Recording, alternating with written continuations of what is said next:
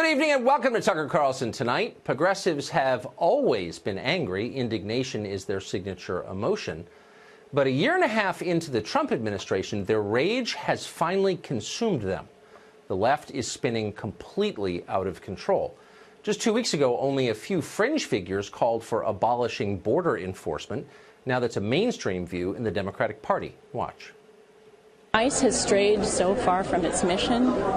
It's supposed to be here to keep Americans safe, but what it's turned into is frankly a terrorist organization of its own. We need to rebuild our immigration system from top to bottom, starting by replacing ICE with something that reflects our morality.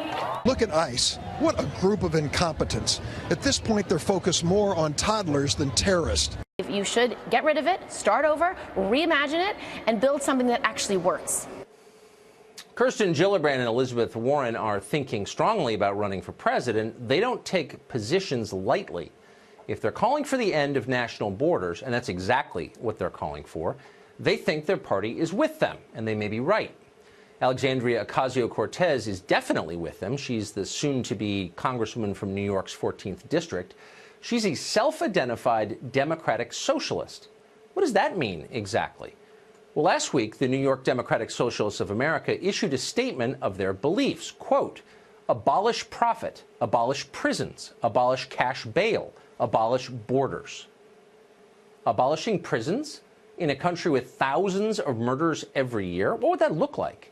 Well, you probably wouldn't stick around to find out. You'd be long gone, along with every other normal, productive person in what was once America, refugees from your own country. Something like that happened in Venezuela. There are people in our country working to make it happen here. And suddenly, some of them are prominent in the Democratic Party. This is getting scary. If you pay attention, it will scare you. You'd think our so-called intellectual leaders would be working to moderate rhetoric like this and guide it in a more responsible direction, but they're not. Instead, those leaders are adding to the cycle of extremism. Consider the reaction to the retirement of Justice Anthony Kennedy. Left-wing law professors at prominent schools are calling for Democrats to expand the number of seats on the Supreme Court and pack it with liberals for a permanent majority.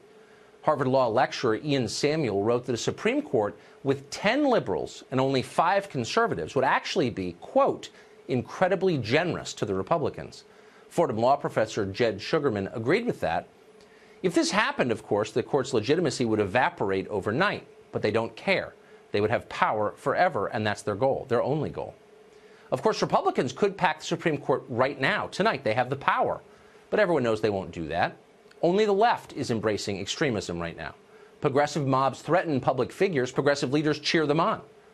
Here's Washington Post writer Jennifer Rubin explaining on MSNBC that Sarah Sanders deserves a, quote, life sentence of harassment from the left for the crime of working for Donald Trump. Watch. Sarah Huckabee has no right to live a life of no fuss, no muss after lying to the press, after inciting against the press. These people should be made uncomfortable, and I think that's a life sentence, frankly. She has no right to live a normal life because she disagrees with me. Well, there's nothing liberal about language like that. It is pure authoritarianism.